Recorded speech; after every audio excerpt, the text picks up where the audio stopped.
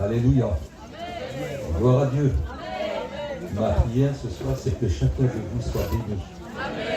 Le meilleur comme le pire. La meilleure comme la pire. Et je prie pour que chacun de vous soit béni. C'est Dieu qui bénit. Et vous savez que bénir signifie souhaiter du bien. Et voyez-vous ce que sa bouche déclare, son bras l'accomplit. Il dit un mot et la chose s'accomplit.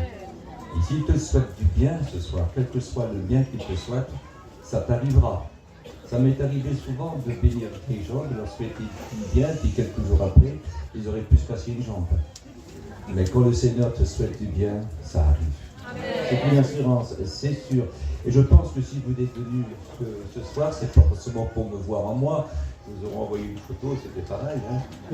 Ce que je voudrais vous faire comprendre, que si vous êtes venus ce soir, c'est pour un but, un seul but, être béni de Dieu. Que Dieu vous parle, que Dieu vous bénisse. On se connaît, j'en connais plusieurs d'entre vous, et je sais qu'au plus profond de votre cœur, même si certains ne seraient pas encore convertis, et je sais très bien que vous croyez que Dieu existe. Et ça vous arrive aussi dans votre petit coin, des fois dans votre voiture, des fois dans votre travail, quand un souci se passe chez vous, vous lui demandez de l'aide et du secours. Je sais que tout le monde n'est pas engagé encore. C'est dommage. C'est dommage. Nous vivons des temps critiques. Il faut se préparer. Il faut se préparer à aller à la rencontre de Dieu. Il dit, prépare-toi à la rencontre de Dieu. C'est très important. Il faut se préparer. Que celui, écoutez, même qui est préparé et qui serait vraiment saint, eh bien, il est écrit que celui qui est saint se sanctifie encore. Il faut continuer à persévérer. Ne pas rester sur l'acquis. Ne pas rester sur l'acquis.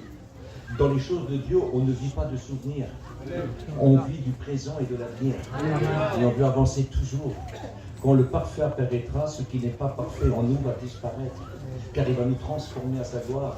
Il fera de nous, écoutez, après avoir été des hommes créés de la terre, après, quand on est devenu chrétien, on est devenu le temple du Saint-Esprit, et bien après, ça sera un peuple glorieux. On sera glorifié. On sera, écoutez, pratiquement sans limite. On ne sera jamais Dieu, mais on sera sans limite, pratiquement sans limite. On pourra traverser les cieux, en quelques secondes, et se retrouver auprès de Dieu, près du trône de la grâce.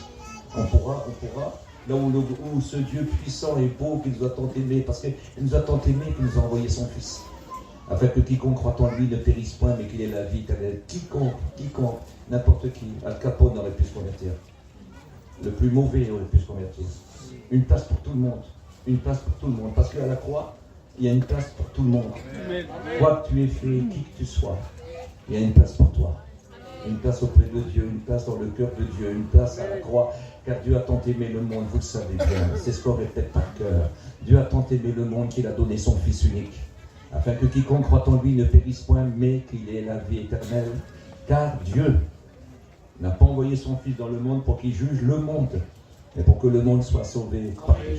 Amen. Dieu ne veut juger personne. Dieu ne veut punir personne. Dieu veut pardonner tout le monde. Amen. Dieu veut sauver tout le monde. À ta place. Je le répète souvent quand j'évangélise, je le répète souvent, tu n'es pas obligé d'aller en enfer. L'enfer, c'est pour le diable et ses démons. Mais pour toi, Dieu a donné Jésus. Pour que tu sois sauvé. Pour que tes péchés soient pardonnés. Et ça, c'est important. Tu peux être sauvé ce soir. Je te promets, tu peux être sauvé. Ce soir, tu peux être pardonné. Ce soir, tu peux passer de la mort à la vie. Des ténèbres, de la puissance du diable à la puissance de Dieu et à sa lumière. Tu peux ce soir. Cette lumière porte un nom, elle s'appelle Jésus. Jésus-Christ. Je lis pour vous dans le livre d'Ésaïe, chapitre 9, à partir de verset 5. Et qu'est-il écrit? Un enfant nous est né, un sauveur nous est donné. On l'appellera l'admirable, le Père, c'est le merveilleux. Était dit lui qui parlait à merveille, qui faisait tout à merveille. Écoutez tout ce qu'il touchait, tout ce qu'il désirait, tout ce qu'il regardait. En un instant, c'était béni. Oh, comme c'est important. On l'appellera l'admirable, le conseiller, le Dieu tout-puissant, le Père. Écoutez, la Bible dit le prince de la paix. Et la Bible dit que toute la domination repose sur lui. C'est lui qui repose. Toute la domination de l'univers et de l'éternité, tout repose sur ses épaules. Il a toute la domination. Son nom, c'est Jésus. Dieu a tout remis entre les mains de son Fils, tout. Écoutez, la Bible dit qu'il a reçu tous les pouvoirs, absolument tous les pouvoirs de la part de Dieu son Père. Même Dieu l'appelle Dieu. Il a appelé Dieu par Dieu dans Hébreux chapitre 1. Dieu lui dit, ô Dieu, ton Dieu. Il dira, il t'a donné, il t'a établi, il t'a élevé, il t'a assis. Le plus grand trône, le plus grand des trônes, il a assis son Fils. N'a-t-il pas dit, écoutez, si quelqu'un voudrait vaincre avec moi, au vainqueur que je me suis assis avec mon Père sur son trône car j'ai vaincu, celui qui vaincra avec moi sera assis avec moi sur le trône. Quelle importance, quelle importance. Voilà les promesses de Dieu. Écoutez, la Bible dit que si tu m'écoutes, combien ta paix serait grande. La Bible dit, Dieu dit, si tu m'écoutes, combien ta paix serait grande. J'ai écouté tout à l'heure le témoignage de notre sœur, quand elle a parlé que depuis des années et des années, elle a vécu dans la peur, dans la crainte. C'est une vie terrible, ça, vous savez. C'est une vie terrible quand la paix n'est pas là. Ce n'est pas l'or et l'argent qui peut récompenser ça. Non, non, non, non. Et qui peut compenser ça. Ce n'est pas vrai. Ce n'est pas vrai. Ce n'est pas vrai. Écoutez, ce n'est pas les meilleurs amis, ce n'est pas la meilleure santé, ce n'est pas les plus grands privilèges. Non, non. Ce n'est pas les meilleurs enfants, ce n'est pas la meilleure épouse, ce n'est pas non plus le meilleur époux, ce n'est pas non plus les meilleurs parents qui peuvent vous soigner de ça. Mais celui qui apporte la paix, le prince de la paix, celui qui règne sur la paix, peut t'apporter la paix. Il dit, si tu voudrais, combien que ta paix durerait. Elle pourrait durer toujours, parce que Christ a dit, devant toutes les circonstances qu'il pouvait rencontrer, devant toutes les épreuves qui étaient sur le monde, écoutez, toutes les épreuves que lui-même a eues, il a vaincu tout ça, il a gardé la paix, personne ne pouvait le vaincre, personne, et qui que ce soit, et quoi que ce soit ne pouvait le vaincre, ce n'était pas possible. Il lui arrivait ce qu'il voulait qui arrive, il faisait ce qu'il voulait, et rien ne pouvait l'arrêter. Absolument rien. Il avait une paix incroyable, et il a dit, je te donne ma paix. Je te donne ma paix. Oui, des difficultés, il y en aura toujours eu. Mais avec la paix du Maître, avec le Seigneur avec nous. Quelle espérance quand on peut rentrer chez soi, se mettre à genoux et prier. Quand on peut tout lui dire, on peut tout lui expliquer. Il faut tout lui dire, ne te gêne pas de tout lui dire, il peut tout entendre, et il veut tout entendre. Il aime quand on croit en lui, il aime quand on lui fait confiance. Écoutez, il accepte, il accueille ceux qui le cherchent. Il dit, je vais se trouver par un cœur brisé, par un cœur contrit, quand le cœur est sincère, quand le cœur est vrai, quand il n'y a pas de manière, quand il n'y a pas de cité, quand c'est vrai, il sait se trouver. Il sait se trouver. On ne peut pas le tromper, on ne peut pas tromper Dieu. Et je bénis Dieu, parce que le plus grand des coupables, c'est les sincères, au moins il pourra trouver Dieu. Et ça, c'est très très important. Écoutez, que ce ne soit pas le péché ou la honte que vous pouvez vivre qui peut changer ces choses-là. Ce n'est pas possible. C'est le prince de la paix. Il peut t'apporter la paix. La Bible dit, remettez sur lui tous vos soucis. Le texte original, c'est tous vos angoisses. Les angoisses, c'est quelque chose de terrible. Les gens vont jusqu'au suicide. Parce que les angoisses, écoutez, engendrent en vous de l'épouvante et de la terreur. Et les gens vont jusqu'au suicide. Des gens se mettent à se droguer, d'autres à boire, et à faire n'importe quoi. Mais rien ne peut vaincre quand les angoisses sont sur vous. Ce n'est pas possible. Et aujourd'hui, le monde, écoutez, dans un grand nombre, dans un très grand pourcentage, dans le monde entier, la plus grave de toutes les maladies, si nous avons entendu par notre petite sœur qui nous a rendu témoignage tout à l'heure, les angoisses. Mais remettez sur lui tous vos angoisses, car lui-même prend soin de vous. Parce que ce que personne ne peut faire, lui, il peut le faire. Amen. Écoutez, la prière, quelle importance. La prière sincère d'un pécheur repentant. La prière sincère d'un angoissé qui cherche de l'aide et du secours. N'est-il pas écrit quand le malheureux crie, l'Éternel l'entend et le délivre de toutes ses détresses? Est-ce que c'est écrit? Oui ou non? Amen. C'est écrit. C'est pour toi mon frère, c'est pour toi ma soeur, c'est pour toi mon ami. C'est pour toi si tu le désires. C'est le prince de la paix. Il règne sur la paix. Il se présente comme étant le prince de la paix. C'est lui le patron de la paix. Amen. C'est lui qui donne la paix. Amen. C'est lui qui la communique, cette paix-là. Et puis durant tout temps, souvenez-vous, quand il était dans la barque et qu'il dormait. Et puis là, la tempête est venue sur le lac d'une façon particulière. Et déjà la barque se remplissait d'eau. Et les marins expérimentaient les hommes du lac, les pêcheurs du lac, qui ont grandi là, de père en fils, de père en fils, de père en fils, qui connaissent le lac, qui connaissent le temps, qui connaissent quand les nuages y viennent, ils connaissent quand le vent vient, ils savent. Là, ils ont vu que c'était surnaturel. Et écoutez, ils avaient peur, ils ont paniqué. Jésus dormait parce qu'il était la paix. Il dormait, ils l'ont réveillé, puis il a calmé la tempête. C'est beau, hein? Parce que la paix peut calmer vos tempêtes. Il faudrait tellement que tu puisses réaliser, mon rêve, j'ai prié, Seigneur, il faudra que tu les bénisses.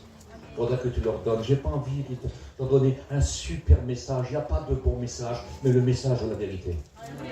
Jésus c'est la vérité. Il a dit, je suis la vérité. Est-ce que sa bouche déclare, son bras l'accomplit? Il n'y a rien qui peut l'empêcher de faire ce qu'il veut quand il a décidé de le faire. Et devant un pécheur repentant ou un angoissé malheureux, quand un malheureux crie, alors là, il parle. Là, il agit parce qu'il a promis de le faire. Il a promis de pardonner le pécheur et de le délivrer de ses péchés. Et il a promis de venir en aide à l'angoissé, aux malheureux. Alors, les angoisses peuvent venir des maladies, les angoisses peuvent venir de tas de choses, des chagrins terribles, qui peuvent vous faire perdre parfois la tête. Eh bien, écoutez, il a promis de vous venir en aide. Il a porté la paix. Vous pouvez tout lui demander. Faites savoir tous vos soucis, faites savoir tous vos besoins, faites savoir toutes vos angoisses. Quelle importance, quelle importance. Écoutez, il n'y a pas de paix sans prière. On ne trouve pas le Seigneur sans prière. Mais la vraie prière, écoutez, la vraie prière, c'est l'homme et la femme qui s'approchent du maître avec un cœur comme ça. Même s'il a péché, mais il revient, il vient chez son maître. Et il demande pardon à son maître. Et il demande à Dieu, écoutez, de l'aide et du soutien. Et il se dit, je laisserai trouver par celui qui me cherche. Je me laisserai trouver, je ne jetterai pas dehors les mots noirs sur blanc. Je ne jetterai pas dehors celui qui vient à moi. Je me laisserai trouver par le cœur contrit, le cœur brisé. N'est-il pas le réparateur des brèches? N'est-il pas le réparateur des cœurs brisés? Écoutez, il est possible que tu manques rien ou toi tu manques de tout, mais c'est pas seulement ton abondance ou ton besoin qui fait la différence. Ce qui fait la différence, c'est que ton esprit est abattu, c'est que ton cœur est brisé. Et il n'y a que lui qui peut le faire. L'argent et la pauvreté ne peuvent pas réparer ça. Mais le Christ Jésus peut le faire. Et ce soir, tu peux trouver cela. Parce qu'on donnerait tout. C'est la plus grave de toutes les maladies. C'est un cancer qui ronge votre âme et votre esprit. Voilà ce que c'est que l'angoisse, la peur. Voilà ce que c'est que les terreurs et les épouvantes. Voilà ce que c'est. Et ça ronge. Autrefois, on appelait ça la maladie imaginaire et on se moquait de ces gens-là. Mais depuis qu'on a lu la Bible, on sait que ce sont des malheureux. Et c'est une maladie réelle, qu'on ne peut pas découvrir, écouter avec un stéthoscope. Ce n'est pas avec le scanner qu'on peut la voir, mais le Seigneur la voit et il peut la chasser. Amen. Il peut la guérir. Pourquoi je dis ça ce soir? Ben, je dis ça tout simplement parce que la plupart de toutes les misères, la plupart de tous les abandons, la plupart des plus graves bêtises, c'est le désespoir qui vous emmène. Et Dieu veut vous aider, lui. De la véritable espérance, le véritable espoir. N'est-il pas écrit que lui, il sait ce que vous avez besoin. Lui, il sait.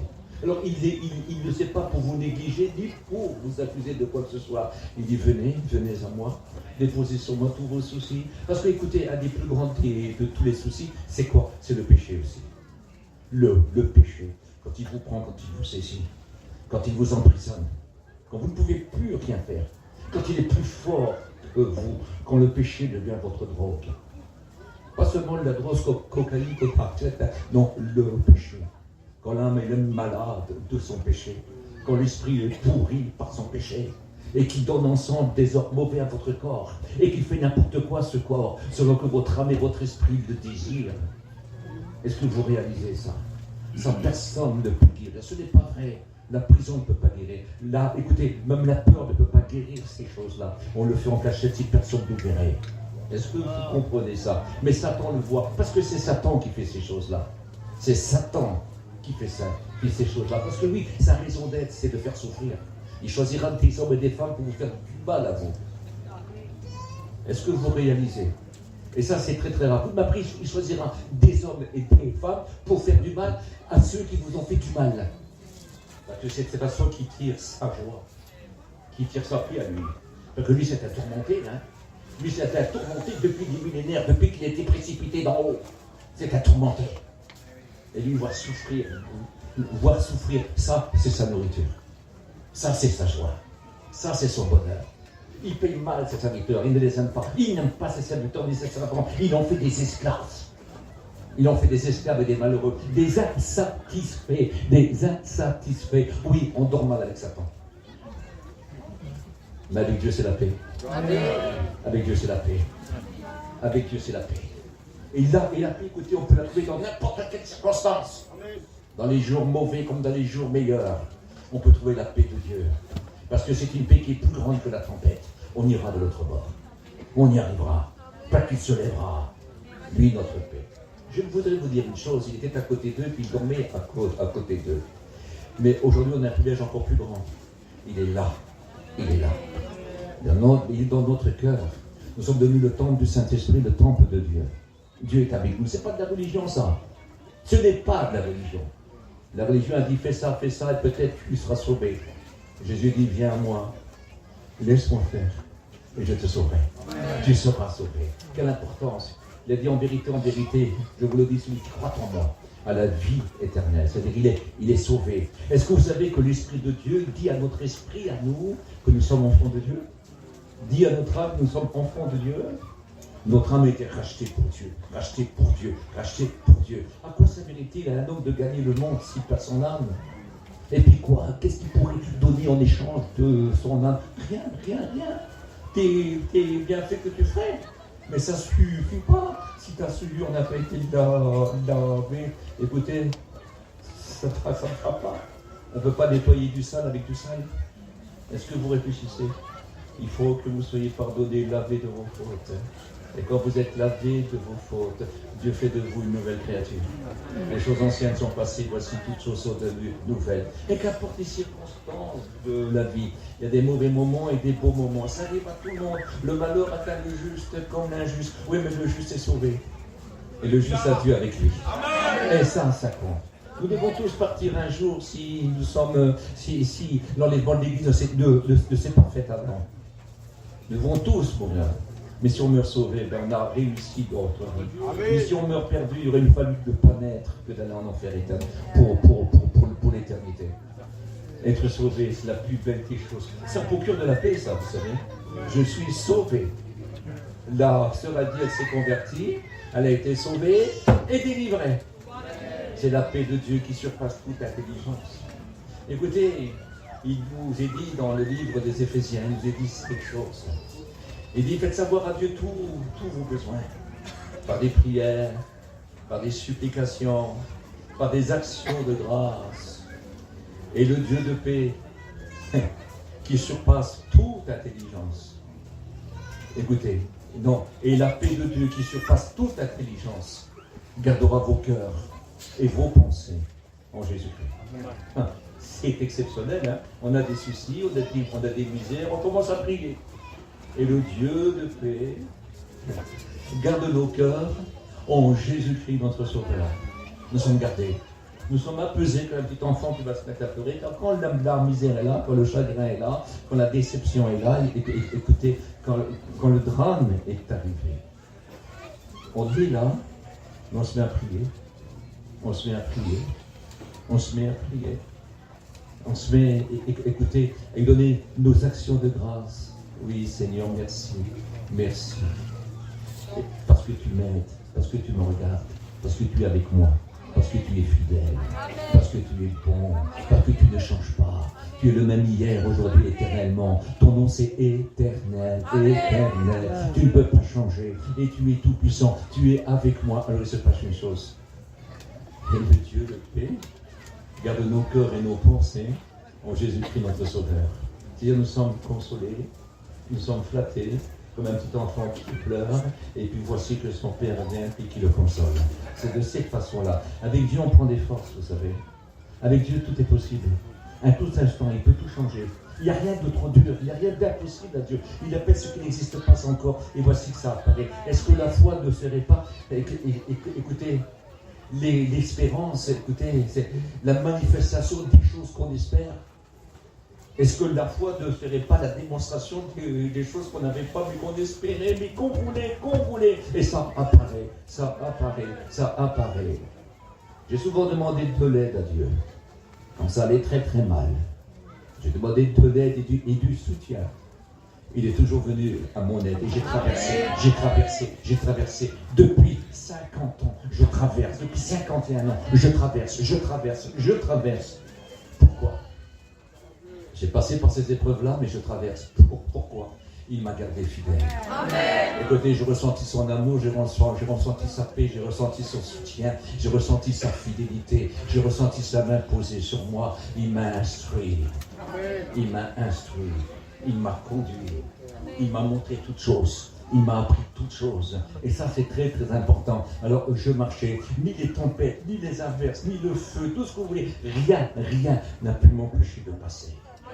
C'est très important. N'était-il pas écrit que si l'épreuve déborde comme un fleuve, elle a débordé, hein? L'Esprit de l'Éternel le mettrait en fuite. Écoutez ce qu'il dit le Seigneur au niveau de Jérusalem. Je vous en parlerai après. Il dit, j'appellerai sur elle un fleuve de paix. Là, c'est pas le fleuve destructeur, hein? C'est un fleuve de paix. Et si vous voulez, on va en parler un peu. Il s'appelle Daniel. Dès sa jeunesse, alors qu'il est un adolescent encore, le grand Nebuchadnezzar, le roi de Babylone et de la Syrie, est venu faire la guerre à Israël. Et puis, comme beaucoup en Israël avaient laissé Dieu pendant 70 ans, il avait dit, vous serez captifs pendant 70 ans. Je ne rentre pas dans tous les détails. Et puis, voici qu'ils ont été captifs. Et voici que Daniel, avec trois de ses compagnons, Anania, Azaria et Michaël, ont été pris. Ils sont partis donc à Babylone. C'était des jeunes gens qui étaient beaux, qui étaient instruits, qui étaient nobles, parce qu'ils prenaient que ça pour servir dans la maison du grand roi de Babylone. Ils prenaient des gens qui étaient nobles, qui étaient royaux, qui étaient beaux et qui étaient intelligents, qui avaient des facilités à apprendre. Et puis ils étaient très intelligents. On a changé leur nom.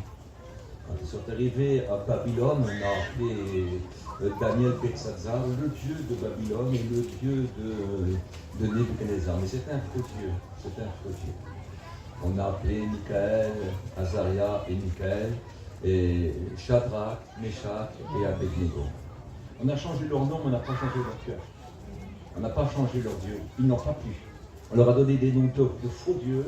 Écoutez, on leur a appris une nouvelle langue, mais quand ils parlaient à Dieu, c'était toujours eux. Ils sont attachés à Dieu. Ils ont resté fidèles. Écoutez, ils étaient prêts à tous les sacrifices s'il le fallait. Même s'il fallait en mourir, ils ne voulaient pas. Non, mais Dieu les a gardés toujours. Pourquoi? Ils aimaient Dieu. Ils n'étaient pas là pour rien. Il faudra qu'ils touchent le cœur de Nebuchadnezzar. Et plus tard, Daniel devra toucher le cœur à Darius. Ces deux hommes se convertissent. C'est incroyable. C'est une chose incroyable. Écoutez, ils étaient fiers de prendre des prisonniers, en fait des esclaves, se moquer de leur Dieu. Et voici que grâce à ces gens-là, ces gens ont vu la grandeur de Dieu. C'est exceptionnel. Et puis, voici que maintenant Daniel est devenu vieux. Très très vieux. Parce que les 70 ans vont être épuisés. S'il avait 20 ans, allez, il aurait 90 ans. Peut-être qu'il a moins. Mais il faut essayer que vous essayiez de comprendre ça. Maintenant, Nebuchadnezzar, il démord son petit-fils qui était Belshazzar. Écoutez, il démord aussi. Et il se passe que Darius, le roi des Mèdes et des Perses, est venu à conquérir la ville de Babylone, qui était imprenable. Mais Dieu a plongé, écoutez, les gens de Babylone ont commencé à voir parce que ça avait trop Dieu fait. Ils ont commencé à voir qu'ils ont tous dormi. Je ne sais pas combien de temps qu'ils ont dormi, mais tout ce que je peux vous dire, il n'y avait que l'Euphrate qui passait, qui traversait ces villes-là. Parce que les murailles étaient très très hautes, c'était infranchissable. Et ils ont rentré, ils ont détourné le fleuve, sous l'eau à sortir. Il fallait quand même que ça dure un temps. Et ils ont rentré par là. Ils ont rentré par la ville. Et il s'en est emparé. Et puis, il nous a dit, quand ils sont là, ils ont eu des petits soucis, ils ont voulu savoir certaines choses. Et voici quelqu'un dit, tu sais ici, du temps de Nebuchadnezzar et de Belshazzar, tout ça, il y avait un homme spécial, c'était un hébreu qu'ils avaient pris en captivité il y a très très longtemps, au moment où il faisait les expulsions et qui ramenait toutes sortes de gens. Et bien, aujourd'hui, il est vieux, il s'appelle Daniel. Et tu as vu, ça voulait voir ce Daniel là.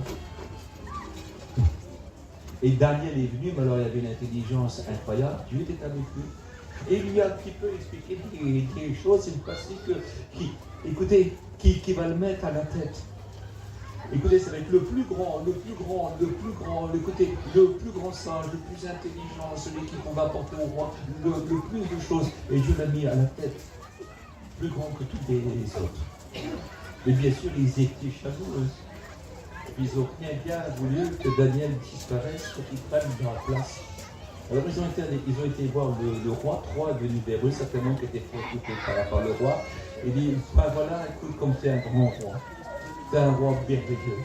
Il n'y a pas plus beau, il n'y a pas plus grand, il n'y a pas plus fort que le roi. Alors, on voudrait que tu fasses une chose. Pendant 30 jours, mais c'est normal qu'on te loue, c'est normal qu'on te prie à toi, c'est tout à fait normal. Il faut que toutes les prières vont vers toi, et puis commençons à le flatter, et lui dans sa vanité. Il dit d'accord. Alors il a signé le décret. Et puis le principe de décret doit se faire. Et pendant 3 jours, il faut qu'on prie celui-là, moi là. Oui, mais Daniel entend ça. Qu'est-ce qu'il fait à ce moment-là? Il monte, il rentre dans sa chambre, il ferme la porte, mais c'est la chambre supérieure. Car comme c'est un homme très très important, il vit à Babylone, mais sur les jardins suspendus en haut. Ce sont les princes, ce sont les grands de Babylone qui habitent là. Et là, il ouvre sa fenêtre en direction de Jérusalem. Et puis, 3 fois par jour, comme à son habitude, il se met à louer son Dieu, mais fortement. On l'entend. Rien ne l'arrête. Absolument rien. Alors, bien sûr, il s'est passé une chose, qu'il a ouvert ses fenêtres là, en direction de Jérusalem. Je lis dans l'évangile de Luc et de Matthieu, il vous est parlé par exemple de Capernaum. À Capernaum, Jésus vivait là. À l'âge de 30 ans, il a quitté Nazareth et il est venu faire sa demeure à Capernaum. Et je dirais qu'à Capernaum, une fenêtre est ouverte vers le ciel. Il se passait des miracles et des prodiges qu'on ne pouvait pas vous imaginer. Écoutez, on venait de tout partout. Écoutez, quand on a le dos sur Capernaum, si on va à droite, on s'en va à la Méditerranée sur la route de l'Europe. Mais sous la gauche, et tout au bout à la mer Rouge sur la gauche, c'est le continent africain. Et puis sur la droite, ça sera le continent asiatique, c'est-à-dire l'Asie. Et puis pour moi, ce qui était très important, c'était une via romaine, comme une autoroute qu'il fallait qu'on paye. Et puis alors, c'est des multitudes de fréquentation. Les gens passent, c'est une ville de commerce, écoutez, ça devient très grand. Il y a 10 grandes villes autour du lac de Galilée qui fait 22 km et demi sur 11 km de large. Et puis, une profondeur de 100 mètres. Alors, il se passe qu'ils sont autour, et puis, on emmène des malades de partout. Jésus est célèbre, son nom est devenu célèbre, il guérit gratuitement. Les aveugles voient, les boiteux marchent, les sourds entendent, les muets parlent. Toutes les malades, n'importe quelle maladie, vous êtes guéris.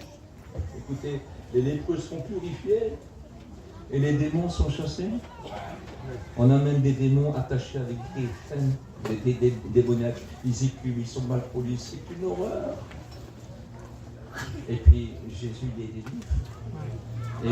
Et voici des gens qui repartent bien en chantant, en louant Dieu, parce qu'ils sont libérés des démons qui les ont opprimés. Je ne sais pas si vous réalisez ça. Jésus n'est pas venu pour juger, mais pour sauver.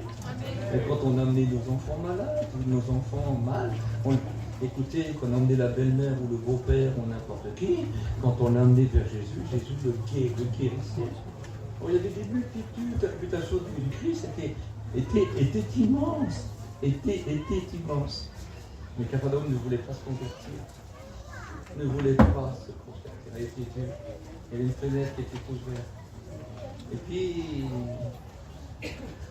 à plus de 1000 km, 2000 km en Assyrie, à Babylone, il y a un homme qui a 90 ans, 85 ans, qui loue son Dieu et qui regarde vers Jérusalem. Pourquoi? Parce que, écoutez, très très important, là-bas venaient toutes les promesses. Toutes les promesses étaient là-bas. Et nous devons avoir une fenêtre ouverte. Donc la Bible dit, levez les yeux au ciel. Et dit que vos yeux soient fixés en haut. Où Christ est assis à la droite de Dieu. Où il règne, qui peut tout apporter. Où Dieu dit toujours oui, à cause de son Fils. Est-ce que vous réalisez ça? Et nous avons toujours une fenêtre ouverte. Car à cause qu'ils n'ont pas respecté ces fenêtres qui étaient à Capharnaüm, qui pouvaient être payées, ben là, la ville de Capharnaüm, de Sepharvaïm, de Bethsaïda, ont été rasés. Et plus jamais ils ont été reconstruits. Jésus a maudit ces trois villes-là, alors que c'était la capitale des miracles, la capitale des guérisons. Des multitudes, il venait des foules de partout, de Jérusalem, écoutez, de partout, ils traversaient le lac même en bateau pour se rendre à Capharnaüm quand Jésus était là. Et tout le monde était guéri. Des multitudes étaient guéries. Tous ceux qui venaient. Et à Capharnaüm, il n'y a que d'autres. Le Seigneur, ça l'a irrité. Ils voyaient de leurs propres yeux. Écoutez, ils se servaient de lui. Quand il donnait du pain, quand il donnait du poisson, et quand il guérissait les malades, mais ils ne se convertissaient pas. Ils venaient comme au revoir à un bon médecin, un bon docteur. Vous avez vu quand quelqu'un est malade, on connaît à Montpellier, ou on connaît à Toulouse, ou on connaît à Paris, des docteurs comme ça, et tout le monde y va. Mais on s'en fout du docteur en vérité. On y va parce qu'il soigne. Et ils venaient que pour être soignés. Ils venaient que pour recevoir, mais donner leur cœur, l'aimer, le respecter, croire en lui, faire sa volonté, aimer le suivre, lui rester fidèle et persévérer dans la fidélité. Eh bien, ils ne le faisaient pas. Et ça, c'est grave. Et c'était changeant, toujours changeant. Jamais vrai. Ils venaient, bon maître, mon fils est malade, il me guérissait. Et puis ça n'allait pas plus loin. Mais on connaît beaucoup de gens comme ça. Je ne sais pas s'il y en a à Montpellier, ma ville, j'en connais. Quand ça ne va pas, on n'a même plus le droit de dormir. Il faut qu'on fait des réunions spéciales, il faut qu'on gêne, il faut qu'on fait des réunions à l'hôpital. On le fait de bon cœur, on le fait. Mais quand ça va mieux, on ne les voit plus. Quand ils nous voient de loin, ils détournent. C'est gênant. Non. Mais en vérité, ce n'est pas nous qui les rejettent, c'est le maître qui les a tentés, lui, qui les a bénis pourtant. Et ça, c'est très très grave. Ce que je voudrais vous faire comprendre, il dit rentre dans ta chambre, petit. Ferme ta porte. L'a pris ton Père qui voit dans le secret. Mais là, il y a une fenêtre. Il y a une fenêtre au ciel. Parce que Jésus est le chemin qui mène au ciel. Et si Jésus est ton sauveur, c'est le chemin qui mène au ciel. Et ça va au trône de la grâce. Et sur le trône de la grâce, c'est Jésus qui est assis sur le trône de la grâce. Parce que la grâce, source de salut, a été manifestée. Et puis, elle nous a appris à renoncer à l'impiété. C'est-à-dire à lui rester attaché, à lui être fidèle. Et puis, voyez-vous, chez nous, là, souvenez-vous ce qui s'est passé à Jérusalem. Le Fils de Dieu est mort pour nous. Il a donné sa vie. Défiguré. Et tellement défiguré par les coups qu'il avait reçus que son visage ne ressemblait plus à un homme. Lisez dans Ésaïe 53. Son visage ne ressemblait plus à un homme. Écoutez, tellement il était défiguré, il différait de celui du Fils d'homme. C'était une plaie. Une seule plaie. Une seule plaie. Ses mains étaient percées, ses pieds étaient percés, ils ont percé son cœur et ils ont labouré son dos. Mais plus que son dos, le fouet romain venait jusqu'à là. Parce que, écoutez, on ne le fouettait pas comme ça, on le fouettait comme ça. Il était tenu par les mains, attachées, on tenait là. Il était tenu comme ça, et puis on le fouettait. Il ne pouvait même pas tomber. Et on le fouettait. Et sur ces bannières de cuir là, il y avait des lames qui le coupaient. Il y avait du plomb pour que ça tape encore plus. Il y avait des morceaux d'os remplis de bactéries, remplis de microbes. La souffrance, ça venait jusque là. Et puis, il versait d'abondance. Mais écoutez, du sang en abondance. Du sang en abondance. Écoutez, si vous voudrez fermer vos yeux un petit instant, vous le voyez crucifié sous la croix. Si vous voudrez être intelligent, essayez de regarder son dos par derrière. Vous verrez la croix peut-être avant ça, là. Vous verrez de là jusqu'à là. Des sillons comme un champ qu'on a labouré. C'est ça le Maître Jésus. Une souffrance inouïe, une souffrance. Il est mort, écoutez, c'est dans ces meurtrissures que vous allez être guéri si vous êtes malade. C'est à cause de ces meurtrissures-là. À cause de ces souffrances-là. Vous pouvez être guéri de la tête aux pieds. Parce que même sur sa tête, les mauvaises pensées, les angoisses, les peurs, les soucis, les chagrins. Écoutez, le deuil perpétuel. On s'en sort pas, on s'en sort pas, on s'en sort pas. Toujours peur, toujours peur. Il y a eu cette couronne d'épines, symbole de malédiction. Regardez bien ces couronnes qu'on a pris écoutez, au printemps, entre le 15 avril, entre le 15 mars et le 15 avril, qui est la Pâque Ferreux. Alors il s'est passé là que c'est le bois d'acacia de là-bas. Ici, nos épines sont comme ça, mais elles font mal. Hein. Mais là-bas, elles sont comme ça, elles peuvent faire 10 à 12 cm. Je ne sais pas si vous pourriez les aimer, attention. Écoutez, c'est de l'Orient. C'est une autre affaire. La sève est beaucoup plus forte. Alors écoutez, ils ont pris 3 branches. C'est vert, donc ils peuvent le faire. Ils l'ont tourné, ils l'ont attaché, ils l'ont mis sur sa tête. Et avec un roseau, ils se sont tapés dessus. Alors ça rentrait là, c'est parti de là. Ça allait jusque là, ça rentrait là. Imaginez, 1 heure après, l'Éden. Moi, j'ai fait les lavages dans ma jeunesse, et puis j'ai souvent été, du bois d'acacia, je le taillais. J'ai ces petites épines, là, mais 1 heure après, mes lèvres. Et un mal, et quelle douleur, comme ça fait mal. Mais lui, imaginez, celui-là a eu 50 à 60 hommes lui ont voilé la tête. Et ils l'ont frappé, il a pris tous les coups, il n'en a refusé aucun. Et depuis qu'il a rendu son front Madara, c'est-à-dire son front diamant. Écoutez, et ils l'ont frappé. Des gens possédés, des gens diaboliques, mais il s'est laissé frapper par eux, parce qu'ils voulaient prendre tous les coups que eux méritaient. Il les a reçus. Et tous les coups que vous lui avez donnés, les injures, les insultes, vous avez pu y faire. Écoutez, l'indifférence, les moqueries, et peut-être même pour certains, petits pas, opprimés, persécutés, méchants pour les chrétiens, méchants pour le peuple de Dieu, et méchants pour leur Seigneur. Ça arrive. Mais il a pris tous ces coups-là pour pas que tu le reçois si tu te repens. C'est l'importance. Pour pas. Écoutez, et ça c'est très très important. Alors vous savez, quand on est chrétien, quand on a été sauvé, ou quand on est dans la misère, Jésus c'est le chemin, la vérité et la vie qui mène au ciel. Il est le seul chemin, il n'y en a pas d'autre. Donc vous rentrez chez vous, mais une fenêtre est ouverte. Parce que Jésus est là. Elle est ouverte au ciel. Tout ce que Jésus demande à son Père veut. Son Père est d'accord. Quand il intercède, si quelqu'un parmi vous a péché, il a un avocat auprès du Père, Jésus-Christ le juste, qui intercède lui-même pour vous. Mais pas seulement pour vous, hein, pour les péchés du monde entier. Un chrétien, s'il aurait péché, il peut revenir vers son Père. Mais un inconverti qui s'est opposé à Dieu toute sa vie, qui a fait du tort à l'évangile toute sa vie, il a encore le droit de venir vers Jésus. Et c'est le chemin qui mène à Dieu.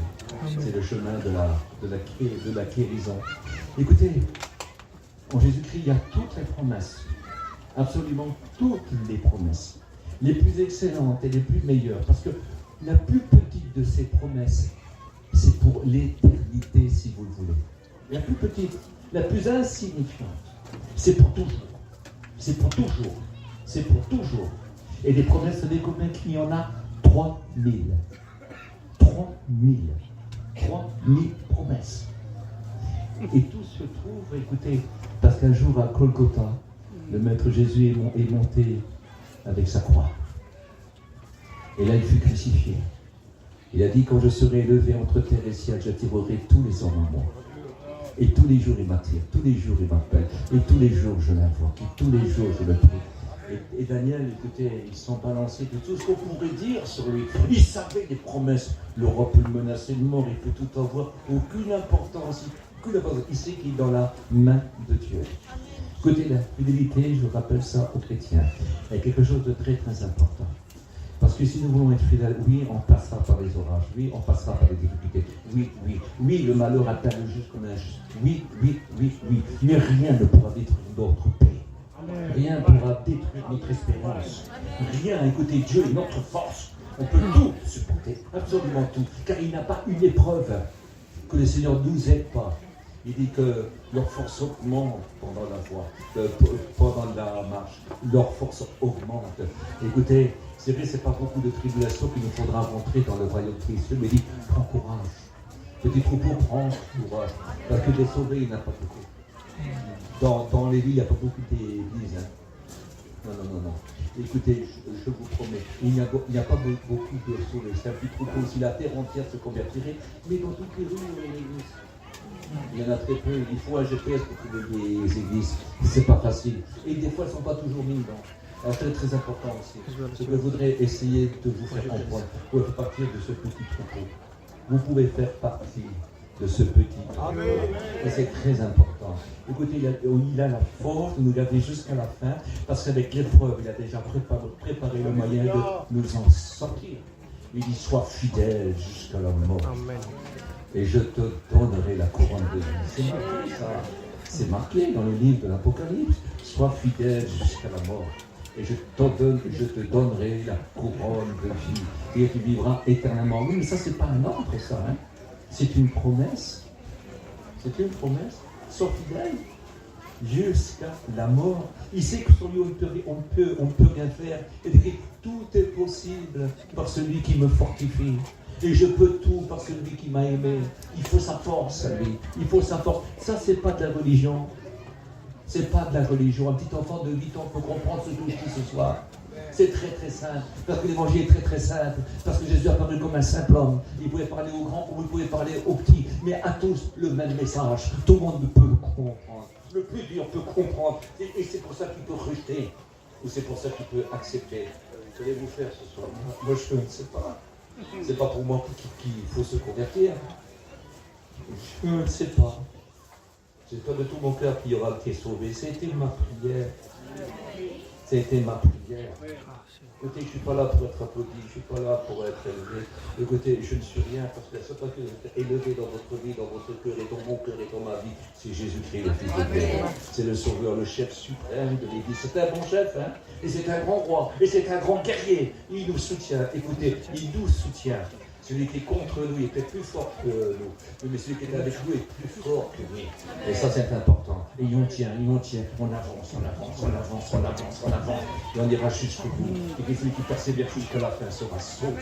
C'est l'importance. Il y a une petite fenêtre, ne la méprise pas. Rappelle-toi ce que Jésus a fait. N'est-il pas écrit, souviens-toi de Jésus-Christ, issu de la postérité de David, mort et ressuscité selon mon évangile. Souviens-toi. Ce soir, souviens-toi de Jésus-Christ. Je ne connais pas ta vie, je ne connais pas tes problèmes, je ne connais pas ton péché. Je ne connais rien de toi, absolument rien. Mais lui, il sait. Et il t'appelle aussi à toi. Tu as autant de prix, autant de valeur que s'il y aurait l'apôtre Paul ou l'apôtre Pierre qui serait ici ce soir. Qui vont si cher. Et vous avez estimé au prix divin. Ce n'est pas par de l'or, ni de l'argent, ni par des choses périssables que vous avez été rachetés de la même manière de vivre héritée de vos parents. Mais c'est par le sang précieux de Jésus-Christ comme d'un agneau sans tache et sans défaut. Et manifesté ce soir, si tu veux, tu peux être sauvé. Amen. Tu peux être sauvé. Amen. Tu peux être lavé de tes fautes. Si parmi nous, il y aurait un ancien chrétien, une ancienne chrétienne qui serait tombée, il n'est pas trop tard de revenir à Jésus-Christ. Il n'est pas trop tard de crier à lui. Il n'est pas trop tard. Il n'est pas trop tard. C'est jamais trop tard. La Bible dit, prépare-toi à la rencontre de ton Dieu. Dès que si tu entends sa voix, n'endurcis pas ton cœur. Tout ce que je vous ai cité, c'est marqué ici. C'est marqué dans la Bible. C'est la réalité. Ce livre est la vérité. C'est le livre le plus lu de la terre, mais aussi pour beaucoup le plus mal lu. C'est le livre de la grâce. C'est le livre du pardon de Dieu, de la miséricorde. Dieu a dit, vous ne savez pas, vous ne comprenez pas que le cœur de mon Père, que le cœur de Dieu n'est que miséricorde. Et il est la preuve du même de l'amour de Dieu. Dieu a prouvé son amour. Quand Christ est mort pour nous, il n'est pas seulement mort pour tes péchés passés, pour tes péchés qui, d'autres fois, si tu te sentirais saint aujourd'hui, il est là. Il peut encore, il peut encore. Si ta vie est sale, si ta vie est souillée, sache que le sang de Jésus-Christ peut la purifier. Tu peux passer véritablement de l'amour à la vie. Tu as le droit d'être sauvé ce soir. Je t'en supplie, tu as le droit d'être sauvé. Tu as le droit d'être sauvé. Vous savez ce qu'ils ont fait? Alors ils l'ont vendu. Il va te trouver le roi. Le roi, quand il a su que c'était Daniel, son cœur était... Ah, il dit, non, c'est pas vrai, c'est pas lui. Alors, il a tout fait pour le sauver jusqu'au soir, mais on ne peut pas. C'est la loi immuable qui perce des Mèdes. Écoute, de qui est fait, c'est terminé, on est obligé de le refaire. Alors écoutez, ils ont pris Daniel, ils l'ont jeté dans une fosse à lions. Et puis la pierre a été coulée, elle a été scellée, et puis voici qu'il y avait le cachet de Darius ainsi que le cachet de ses grands. Mais toute la nuit, le roi ne dort pas. Toute la nuit, il est chez lui. Et dès le matin, il s'en va. Et puis il crie fort, il y a la pierre, mais il crie fort, il dit Daniel, parce qu'il le connaît, personne ne le voit, c'est en secret. Il dit Daniel, serviteur du Dieu. Ton Dieu que tu sers avec persévérance, a-t-il pu te délivrer de la gueule des lions? Et Daniel dit, ô roi, vie éternellement, Dieu a envoyé son ange, et il a fermé la gueule des lions, parce que j'étais innocent devant mon Dieu, et innocent devant toi. Alors, vous savez, les lions représentent surtout Satan qui les démons, qui voudrait nous détruire et nous dévorer. La Bible dit, ne jetez pas vos perles aux pourceaux, mais les choses saintes aux chiens. Car après les avoir dévorés, à les avoir écrasés, les avoir piétinés, que vous aurez plus de force, que tu auras mangé toute votre force, il se retournera et c'est vous qui vous dévorera. C'est très, très important. Écoutez, allons jusqu'au bout, parce que même à la fosse au lion, Satan ne peut rien faire. Nous sommes dans la main de Dieu et nul ne peut le ravir. Personne ne peut nous ravir de cette main-là. Il a dit, mon Père est plus grand que tous. Dans soit Satan, c'était n'importe quel roi. Non, non, mon Père est plus grand que tous. Et je vous ai placé dans la main de mon Père. Et nul ne peut vous ravir de la main de mon Père. La Bible dit que nous sommes dans sa main comme un sceau gravé. Engravé. Nous sommes sceptiques. C'est un sol fertile, éternel. On porte du fruit. On est fort. Écoute, personne ne peut te ravir, mais toi, tu peux y descendre. Écoute, si tu n'as jamais monté dans cette main-là, demande à Jésus de t'y mettre. Dans cette main-là, c'est la main la plus grande. C'est la main la plus merveilleuse. Écoute, reviens au gardien de ton âme. Ce gardien-là s'appelle Dieu, mais il s'appelle aussi Jésus. Si tu voudrais ce soir, ta vie pourrait changer. Ce n'est pas de la religion, je ne vous parle pas de religion. Et j'aime te dire, je ne parle pas d'un pasteur, jamais, surtout pas d'un pasteur, il dit d'un curé, il dit d'un imam, il dit d'un rabbin. Je parle de Jésus-Christ, le Fils de Dieu, le Sauveur du monde, parce que c'est lui qui s'est donné pour nous. Et c'est lui qui a ressuscité pour nous. Et c'est l'avocat qui gagne tous les procès. Tous les procès, absolument tout. Même s'il serait aussi grand, aussi haut que les étoiles, le chef d'accusation. Je peux vous garantir que si Jésus intercède, c'est terminé. Qu'elle intercède avec son sang. Une seule petite goutte pourrait sauver la terre entière. Une seule petite goutte. C'est à travers ce sang-là que Dieu veut te rendre digne ce soir. Accepte, tu peux être sauvé. Le pire des pires comme la pire des pires. Tu as le droit d'être sauvé ce soir. Ne reste pas perdu. Ne reste pas perdu, ça serait trop bête. Écoute, ça serait trop bête. Écoute, ça aurait été préféré que tu naisses pas. Qu'après avoir entendu cela. Tu sais ce que la Bible dit? Ils sont donc inexcusables, car ayant entendu, ils n'ont pas cherché. C'est pas moi qui le dis, c'est la Bible. Ils sont inexcusables. Ils auraient mieux pas naître. Ils auraient mieux écouter, mourir à la naissance. Ça aurait été mieux que de se retrouver en enfer pour l'éternité, parce qu'au moins là, tu aurais été innocent.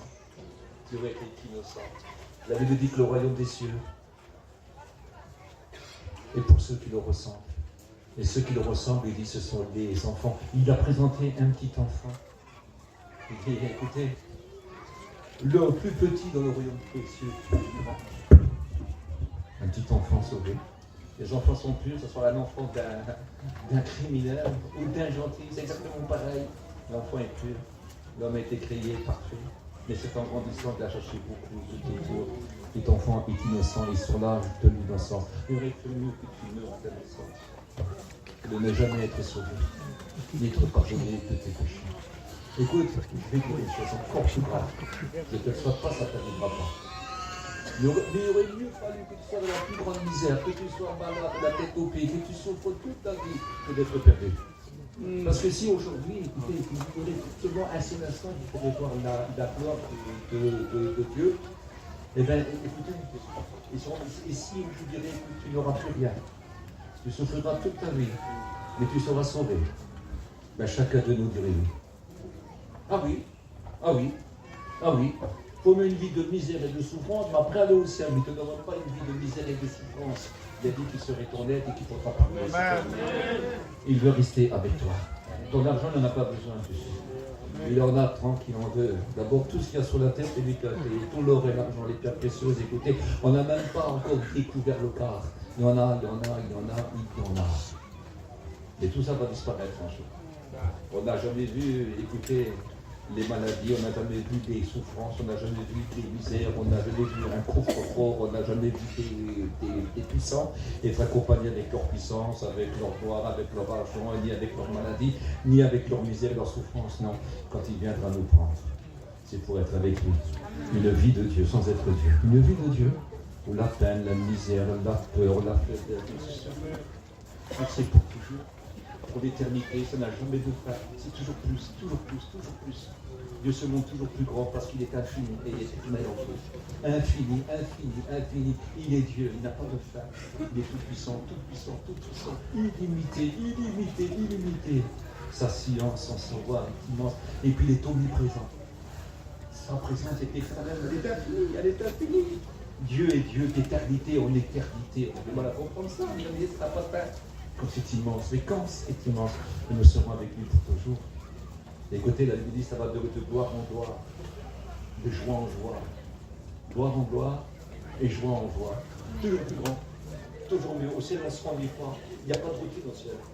Le soldat à la terre, écoutez, les plus belles choses vous en embrasserez. Vous avez un beau diamant, le regardez souvent, et vous verrez, vous regarderez de moins en moins. Mais lui, là, ça sera autre chose. Et puis c'est quoi? Ces adorateurs contempleront sa gloire. Il faut commencer à l'adorer ici. Ce que mon Père veut pour Dieu, ce sont les adorateurs en esprit et en vérité. En vérité, je parle avec mon cœur. C'est plus facile quand on aime pour suivre Dieu. Quand on l'aime, c'est beaucoup plus facile. Parce que quand on aime quelqu'un, quand on aime son enfant ou quoi que ce soit, écoutez, il n'y a plus rien qui compte. On donnerait tout. Il n'y a rien de trop cher. On voudrait être malade, souffrir à leur place. Parce qu'on les aime, c'est pour nous. Et quand on aime Dieu, on ne regarde pas la difficulté. Parce qu'on sait qu'avec lui, on marche, elle existe la difficulté, mais on marche en vainqueur en la traversant. Et ça, c'est très important. Elle ne peut pas nous vaincre. C'est ça, être chrétien.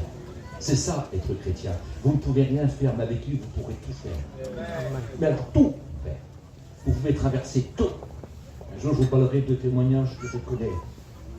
Écoutez, des choses extraordinaires que Dieu est capable de faire. On en aurait jusqu'à demain. Jusqu'à demain. Comme c'est important. Oui, Dieu est vivant. Oui, Dieu existe. Ce n'est pas une légende, ce n'est pas un grand. Non, non, non, non. C'est une réalité. Dieu existe. Et Dieu est présent. Il est prêt à te pardonner en travers son Fils. Que le sang précieux de Jésus pourrait couler sur ton âme et sur ton esprit et sur ton cœur. Afin que ta vie change. Que tu sois un vrai chrétien, parce qu'on peut trouver des chrétiens qui sont un petit peu bizarres. Ils sont que de nom, mais tu peux devenir un vrai chrétien aussi ce soir. C'est vrai. Tu peux devenir un vrai chrétien. Et toi, quelle que soit la vie que tu mènes, qu'importe ce que tu as fait, qu'importe ce que tu fais encore aujourd'hui, le Seigneur te bénir. Il va te pardonner et changer ta vie. Ça, c'est pas une religion, hein. C'est Christ. Il dit, mais tu m'en fais. Je vais t'apprendre à le faire. Je vais le faire avec toi. Et en plus, je t'en récompenserai. Parce qu'au ciel, des récompenses, il nous attend. Et ça, c'est très important. Lève-vous que nous prions ensemble. On va prier ensemble. Avant de prier, je vais dire une chose. C'est un choix. C'est un choix dans votre cœur. Il a dit, donne-moi ton cœur. Je suis fatigué des mains qui se lèvent et qui après retournent dans leur poche. Ce qu'il faut, c'est un cœur. Il a dit, donne-moi ton cœur. Donne-moi ton cœur. Dis-lui oui ce soir, dis-lui oui. Je t'accepte, je demande pardon. Ce que j'ai entendu, c'est la vérité. Oui, c'est la vérité. Ce soir, il n'y aurait pas d'autre façon d'être sauvé. Est-ce que tu pourrais te sauver? Alors que tu es pécheur, quand on est impur, on est impur. Il n'y a que le sang de Jésus qui peut purifier. Le sang de Jésus-Christ purifie de tout péché. Et garde aussi de tout péché. Et ça, c'est important. Je prie. Seigneur, merci pour ta parole. Car ta parole est la vérité. Seigneur, nous voulons plus que jamais ce soit réalisé. Comprends, Seigneur, le mystère de l'Évangile. Le mystère de l'Évangile, c'est l'amour de Dieu. Car Dieu a tant aimé le monde qu'il a donné son Fils. Et nous voulons connaître cet amour-là. Il a dit, voici mon Fils bien-aimé en qui j'ai mis tout mon amour, écoutez-le. En lui, il y a tout l'amour de Dieu. Il n'y a plus de colère de Dieu. Écoutez, il n'y aura pas de jugement. Il n'y aura pas le grand trône blanc où Dieu enverra des hommes en enfer. Non, non, non. Tous ceux qui n'auront pas fait la paix avec lui. Non, ça n'existera pas pour vous. Vous serez sauvés, reçus par des fils de Dieu, reçus d'une façon particulière. Il est écrit que Jésus-Christ lui-même viendra d'où chercher quand le Père lui donnera l'ordre.